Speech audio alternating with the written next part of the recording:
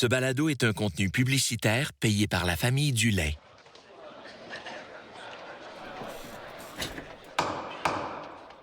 Maintenant qu'on en sait un peu plus sur l'histoire du lait et que nos notions reliées au mécanisme de l'information sont plus claires, je propose de pousser la recherche un peu plus loin. Plus loin dans le sens de « sur le terrain ». N'exagérons pas quand même, j'apprécie le confort de ce long banc de jury et ne troquerai ce petit marteau pour aucune salopette en jeans de ce monde. Vous êtes conviés en tant que jury pour distinguer le lait du faux. Madame, monsieur, le président de la Cour suprême sollicite immédiatement votre présence. Un jury pour le lait. Le lait est accusé de quoi? Sera-t-il blanchi? Mon nom est Marie-Soleil Dion et j'ai soif d'un grand verre de vérité. Rien que la vérité.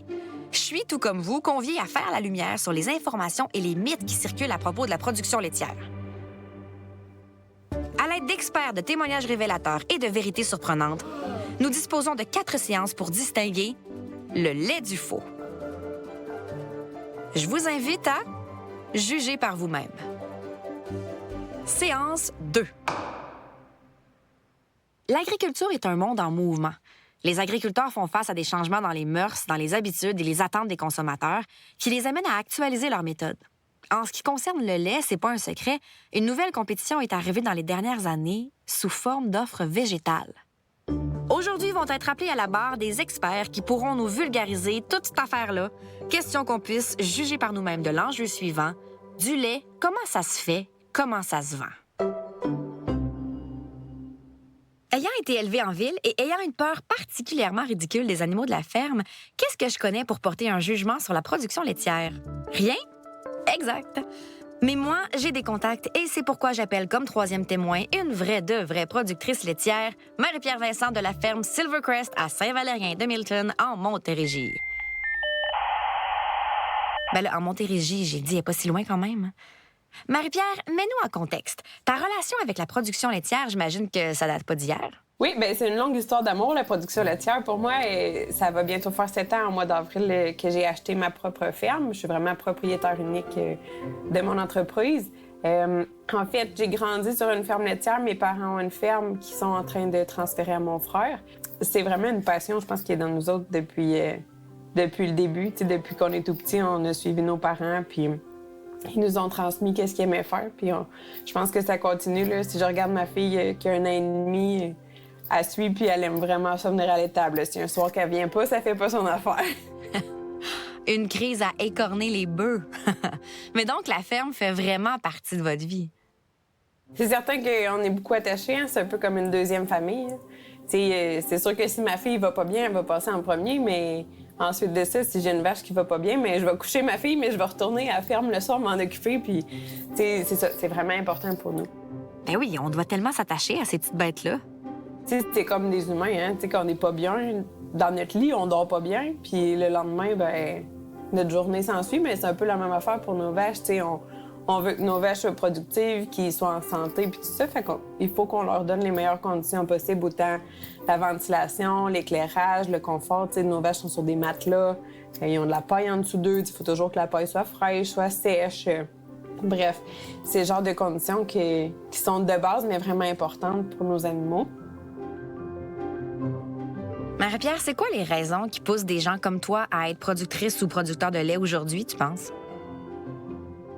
Si on est producteur maintenant en 2023, bien, c'est beaucoup par choix, puis par conviction aussi, si je peux dire.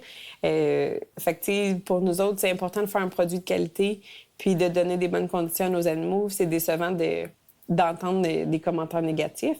En même temps, je sais que c'est pas toutes les industries qui font l'unanimité, puis c'est correct aussi, je comprends. On peut avoir des opinions divergentes, mais ce que je trouve dommage, c'est la désinformation qui peut se répandre vraiment vite. Désinformation, ça, je connais. Puis des fois, ben justement, d'aller voir un producteur ou si on a une connaissance quelque part, puis de poser les vraies questions, bien, des fois, ça remet un petit peu les choses au clair dans le sens où quand on prend le temps d'expliquer aux gens qu'est-ce que c'est notre production puis comment on fonctionne, bien, ça peut changer la façon dont ils voient ça aussi. Pour m'assurer de tout comprendre, je vais poser une question qui peut avoir l'air un peu niaiseuse, mais c'est quoi le processus pour produire du lait? Je comprends le principe même de la traite, là. Je veux dire, comment ça passe de ta cour à mon café? J'ai besoin de faits. On a besoin des faits, Marie-Pierre. Eh bien, dans le fond, on fait la traite chez moi 2 fois par jour. Il y a des endroits où ils le font 3 fois. Ça peut être aussi de la traite robotisée où les vaches y vont là, au moment où elles veulent. Mais chez moi, c'est 2 fois par jour. À 5 h le matin, on fait la traite, puis à 4 h 30 le soir. Puis moi, ça prend environ 1 h 30, tout dépendant.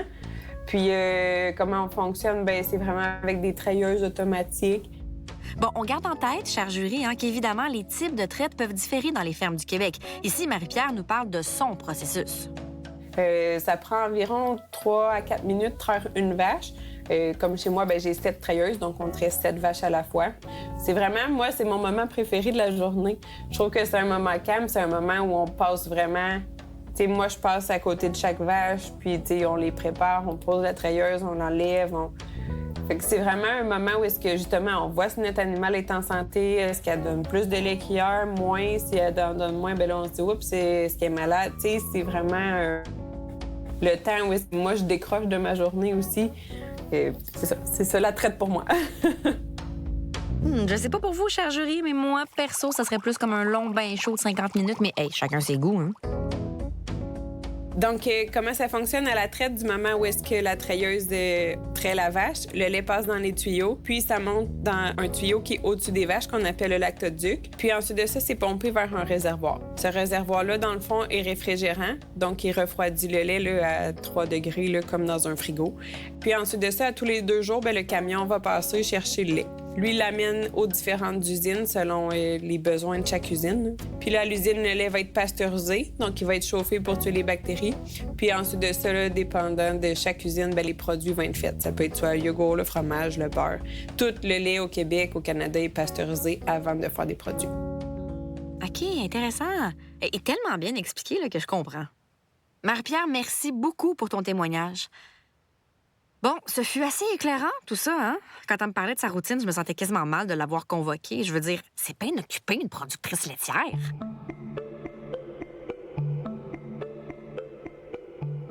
Même si on pense qu'on y accorde pas ou peu d'importance, les modes font partie de nos vies.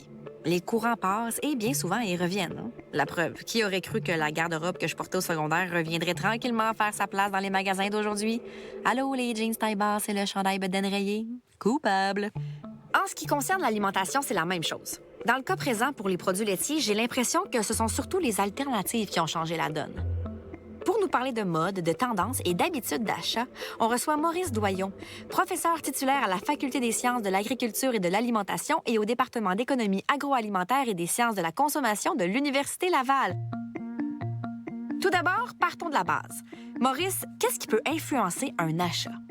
Le prix, c'est encore une composante importante. Après ça, à la base, on achète quelque chose parce que ça répond à un besoin. Et ces besoins-là évoluent dans le cycle de vie d'un individu. Mes besoins n'étaient pas les mêmes à 14 ans qu'à 40 ans ou qu'aujourd'hui. Et puis, il y a également l'environnement social et tout ce qui peut m'influencer aussi. J'ai l'impression qu'au cours des dernières années, en ce qui concerne le lait, l'offre est plus du tout la même. Est-ce que c'est réellement le cas? On a remarqué au cours des dernières années là, que le choix des produits de lait que l'on a, a beaucoup augmenté. Là.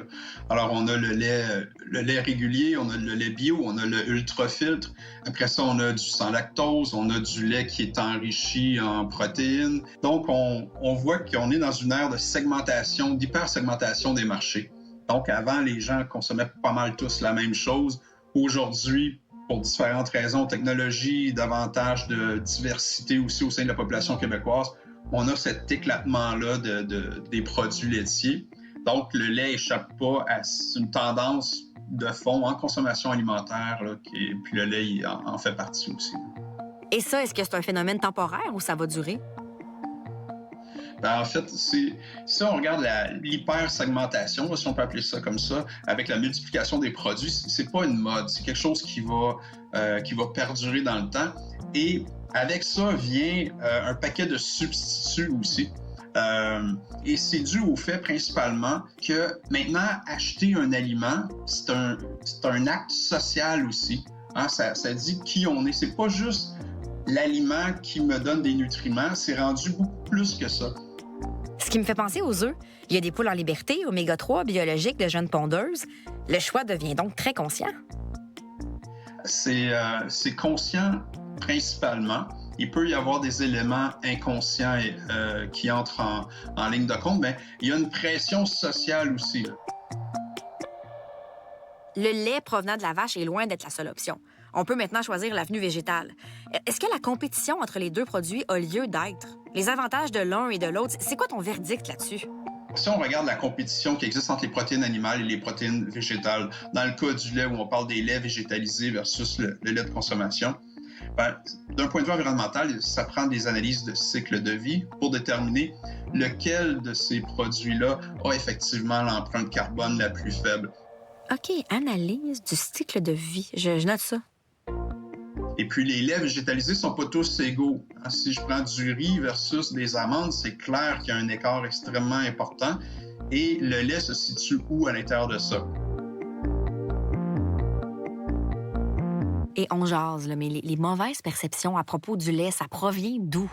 En fait, je pense que le lait, il y a beaucoup de... Comme c'est un produit de consommation courante qui est très scruté, on l'a vu avec les hausses de prix. On est dans une situation d'inflation alimentaire et on a fait des reportages un après l'autre lorsque la Commission canadienne du lait a permis des hausses. Alors qu'on a une régie, c'est un peu comme l'équivalent de la régie de l'énergie qui s'assure que les hausses sont justifiées. Alors que tous les autres produits, ils ont été augmentés sans aucune transparence. Clairement, je pense que ça démontre que ce produit-là, il est scruté peut-être davantage que d'autres. C'est sûr que pour scruter davantage, avec mon balado procès maison, je plaide coupable.